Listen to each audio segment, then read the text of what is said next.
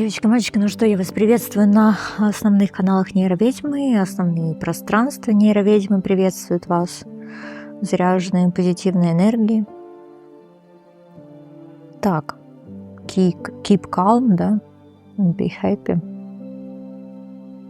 Что там сейчас говорят, да? Не знаю. Потерялась я немножко тут как-то и во времени, и в трендах, и во всех ваших тиктоках. Такой немножко ретроград, я это все почти не смотрю, и, короче, стала нервная ведьма совсем не модная. Ладно, давайте, в общем, смотреть духовника. В инфобоксе время начала вашего видео, учитывая, что только один вариант. И не надо мне тут возмущаться, потому что если бы вы просто смотрели бы больше на 3 варианта, дали бы мне больше активности, то я бы снимала на 3 варианта. А поскольку как-то вы считаете, что можно посмотреть и, в общем, и не оставить никакой активности на канале, как-то, знаете, алгоритм считывается, что вам это не очень интересно. Если вам это не очень интересно, поэтому, собственно, вот позиция. Номер раз, и она же единственная. Как-то вот видите, я же очень отзывчивый человек. Если я получаю какую-то отзывчивость от вас, я снимаю на 3 варианта как-то. А если я поработала впустую, конечно, я не хочу так больше делать, я все одна. Вы все тоже, наверное, одни. Но если вы жмете мне там как бы лайки, подписки и комментарии, я буду тоже жать для вас важную информацию. Вот так и поговорили. Все, давайте. Не забываем про взаимность, благодарность, там, покормить кошечек, собачек, сказать доброе слово тем людям, которые в этом нуждаются. Потому что если мы будем какое-то благо делать как бы в мир Вселенную, то это будет, конечно, возвращаться. Послание от вашего духовника.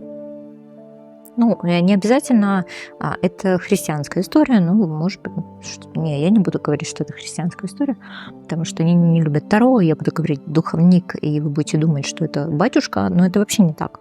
Я вообще в эту историю не хочу лезть, потому что сейчас натянут, знаете, оскорбление чувств верующих и прочего, то есть чего нет по факту.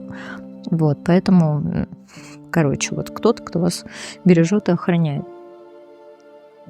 Безотносительно какой-то системе. Безотносительно.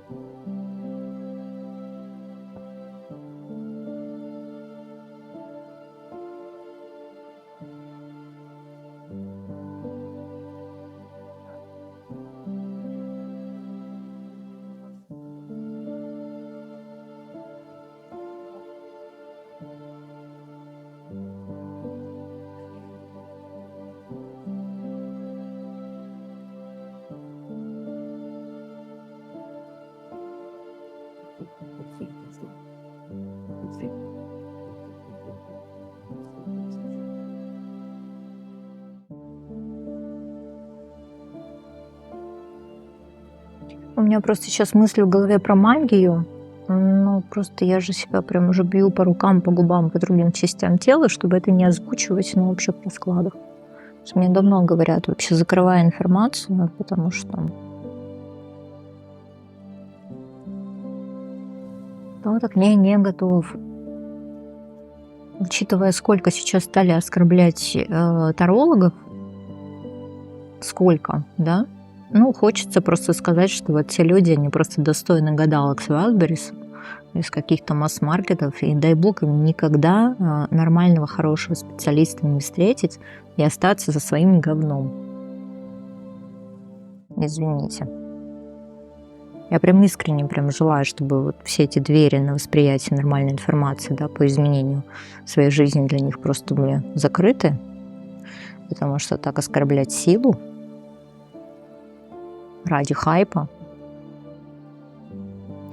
Есть законы Вселенной.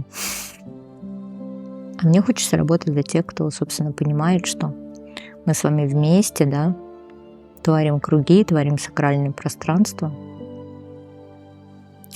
И те, кто уважает информацию, которая действительно может прийти от высших сил, тех высших сил, которые являются внешними источниками и усиливают наши внутренние.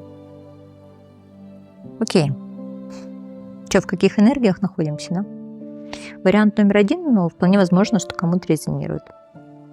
У меня чемоданное настроение, но я уехать куда-то не могу. Да? То есть обратите внимание, что это, конечно, шут, это что-то новое, но пока страшно. пока страшно шагнуть в эту пропасть, да, пока страшно себе что-то разрешить, пока мы слишком опираемся на предыдущий опыт и держимся за какое-то прошлое, держимся за, возможно, те мечты, планы, цели, которым либо не суждено сбыться, либо не хватило энергии. Короче, надо что-то отпустить. И вот, собственно, здесь по шуту мы же должны отпустить негативный какой-то опыт, и есть какая-то собачка, которая говорит нам, что дальше не надо, у тебя сейчас нет на это сил, нет энергии, давайте смотреть, куда же нам нужно прыгнуть, по сути, а мы боимся, да, в какой сфере жизни нам сейчас необходимо прокачать доверие, да, доверие по отношению к себе.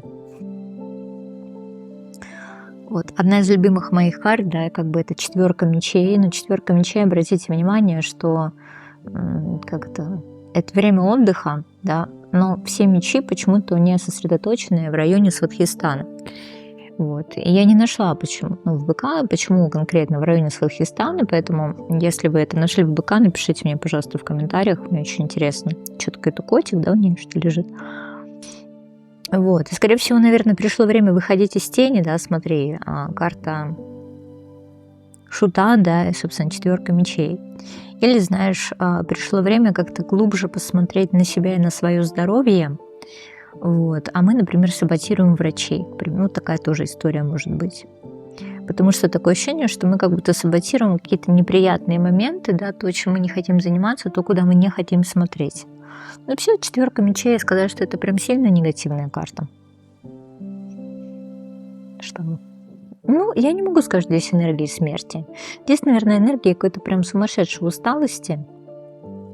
Вы можете сейчас просто сказать, там, знаете, метафорически, опять куда-то ехать, опять куда-то идти.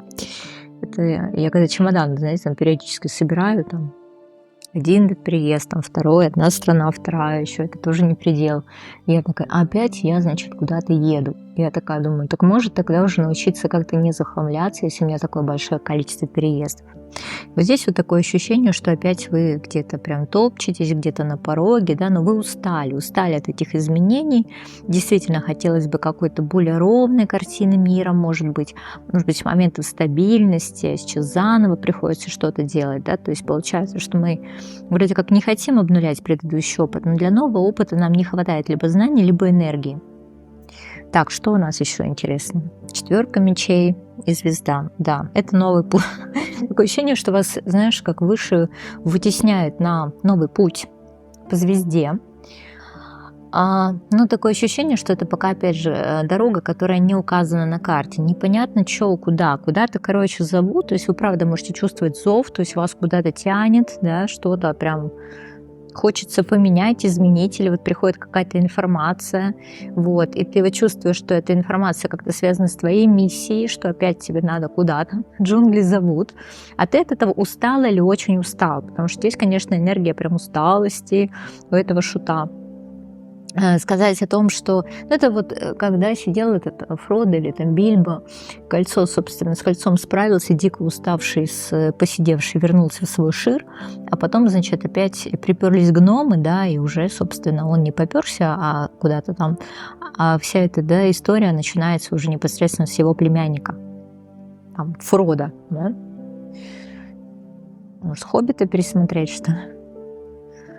Ну вот. Соответственно, кто, если не я, да? Кто, если не я? То есть миссия есть какая-то, куда-то нас, значит, зовут, а мы не хотим, да? Или, например, там, друзья там зовут, да, попробовать какое-то новое хобби, но мы так устали и задолбались по 4 мечей, что мы, понятно, что энергии звезды, может быть, какого-то творчества, да, мы как бы не впускаем в свою жизнь. Или мы просто уже, знаешь, как быть в этом образе звезды устали, мы реально устали, но при этом мы хотим чего-то нового, но мы, знаешь, как заложники одного образа.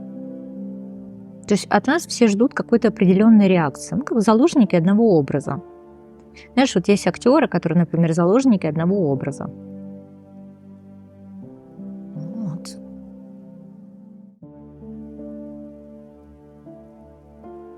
Что, у меня есть там знакомая актриса, которая постоянно играет такие, знаешь, бой-баб. Жестких таких настолько, мне кажется, что она иногда прям, ну, вживается с этим образом, говорит, да не играй, я типа такая по жизни. Ну, а у меня как бы сомнения по этому поводу, потому что я знаю по-другому. Она такая, у нее амплуа, она такие жесткие все время играет. Вот так. То есть даже если это какая-то эпизодическая роль, ты ее запоминаешь. Но очень типажная, там такая сильная, мощная, тяжелая энергетика.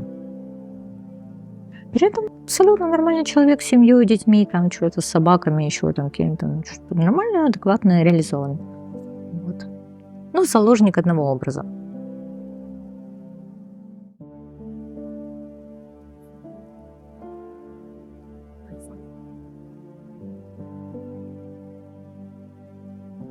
Вполне возможно, что эта история, правда, может быть связана с какой-то вашей публичностью, либо желанием публичности, либо уже какой-то немножко реализованной публичностью, типа. Ну, уже какой-то некий момент предсказуемости. С одной стороны, у вас, правда, может быть какой-то свой стиль, но вот какой-то момент предсказуемости, и вам не хочется, вроде чего-то хочется нового, но при этом не хочется ничего делать, такое состояние, да? Давайте с вашей связь с высшими, неважно кто это, просто высшие. Неважно в том плане, что это не какая-то конкретная магическая традиция или там культурная традиция, что-нибудь. Давайте, что вы как там с высшими источниками связан? Рыцарь чаш. Да, есть. Вот под покровительством Бога, да, под покровительством богов, или, может быть, кто-то из ваших предков, да, очень хорошо к вам относится. Хорошо относится, но как-то, мне кажется, даже больше, если можем так сказать, как-то даже по-дружески больше.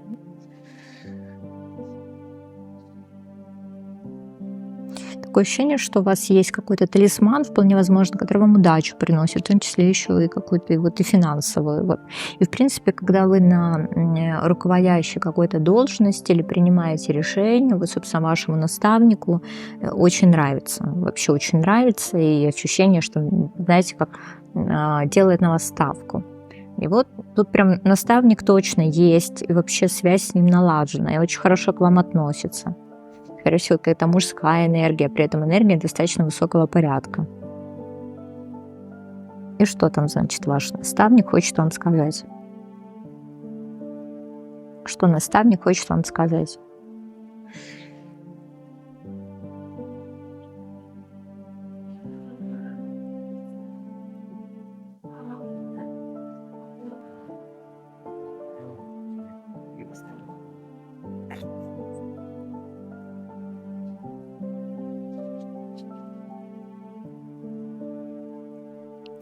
Ну, ощущение, что вы занимаетесь какой-то фигней, да, все, чтобы не идти в свою миссию. То есть вот какая-то мелочь, какая-то прокрастинация, да, то есть вот эти две карты, да, тройка меча и тройка жезлов, это, знаете, как имитация бурной деятельности. С одной стороны, вот тройка жезлов, это какая-то, знаешь, бизнесовая карта, с одной стороны, она про планирование, какие-то еще чего-то.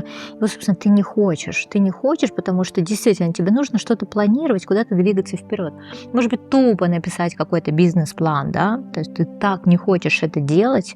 Я не знаю почему, может быть, это действительно состояние дикой усталости, что я ничего не хочу. У тебя одно, второе, третье, десятое, а ты действительно проваливаешься в прокрастинацию, да, потому что ты вообще не хочешь туда смотреть. Да, это дела важны, их необходимо решать, но что-то вот какое-то, знаешь, ощущение прям как вот белка в колесе постоянно. Что у нас еще? Видишь, тройки, да? Да, потому что у тебя как будто нет цели. Чего я делаю, для кого я делаю, зачем я делаю. То есть у нас нет четкой стратегии, четкой цели выстроены по этому поводу. То есть мы, знаешь, как, вот у тебя вроде как связь есть с источником высшего, но лично у тебя она потеряна, да, то есть вот тебя, получается, типа любят, берегут, и направляют, и наставляют, и считают очень ценным персонажем, а вот как-то ты сама или сам прям не видишь в этом ничего для себя. Ничего для себя не видишь. Ну что же, что, послание, да, посмотрим все же.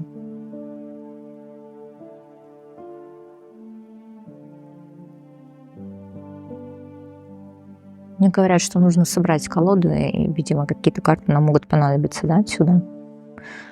Послание должно отдельно быть, это больше сигнификация была. Нет, я не буду менять колоду, слышишь? Нет. Начинается заигрывание из пространства.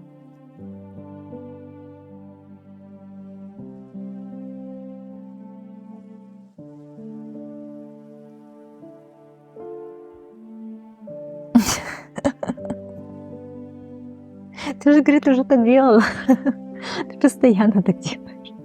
Чё ты, говорит, в этот раз не слушаешь? Ладно.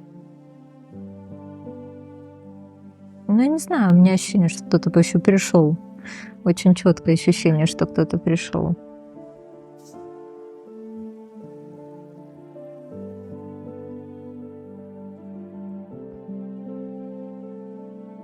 Я хочу посмотреть, вот ваши наставники, они с какого мира, может быть, с какого плана? Потому что у меня ощущение прям игривости какой-то, очень прям заигрывание даже. О чем здесь? Это огонь, двойка мечей,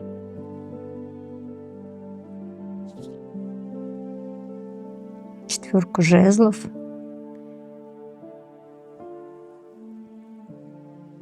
Тут еще какое-то, знаешь, предупреждение, может быть, о неком перекрытии, да, попытки перекрыть там связь с этим высшим. Вы с этими высшими, кстати, можете через свечи общаться. Через свечи общаться. Знаете, когда призвали, когда было больно, прям какой-то момент разочарования серьезно очень. Да, по тройке мечей. Знаешь, такое проявление этого состояния драмы, потому что прям на эмоциях, да, когда ты что-то просишь, вот проявляются твои наставники, защитники.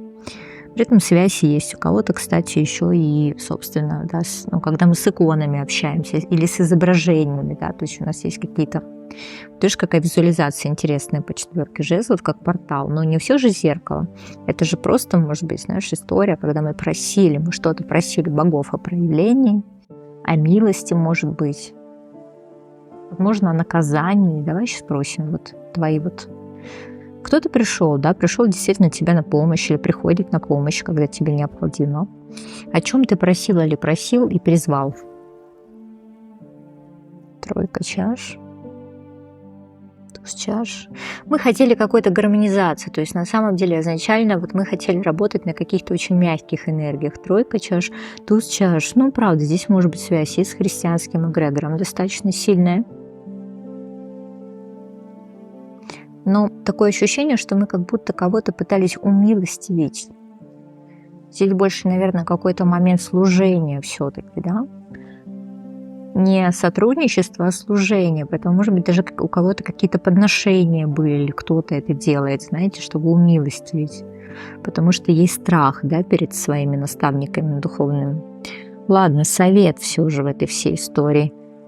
Здесь магическое существо однозначно. Ваш наставник, совет.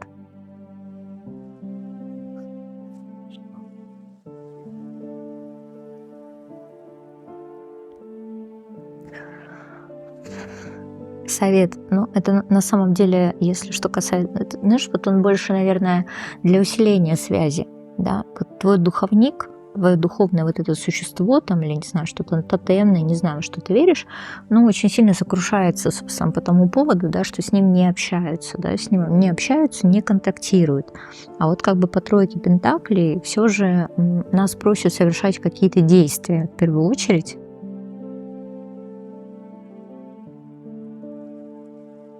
И тогда вам будет, как, знаешь, как вам будет дадено, да, говорит, ну проще, говорит, на все это смотри, говорит, все сильно проще, чем ты думаешь. То есть ты боишься, тебе кажется, что ты, возможно, понесешь какое-то наказание, да. Вот. И есть еще ощущение, что ты как будто сам не веришь в свои там силы и способности, что ты правда можешь призвать, да, существ из тонкого плана, магического мира на помощь себе. То есть ты в это типа не веришь. Такое ощущение, что они вообще прям окружают тебя и думают, а что ты нас не видишь, почему ты нас не слышишь, да? Потому что вроде как сила-то есть, а вот как-то общения с ними сильно нет. Еще раз совет. Бытовой совет, в общем, берем, да? Согласно той ситуации, что мы там не хотим куда-то прыгать по шуту. Да? Что нам хотят сказать по этому поводу? Так, императрица, пятерка пентаклей.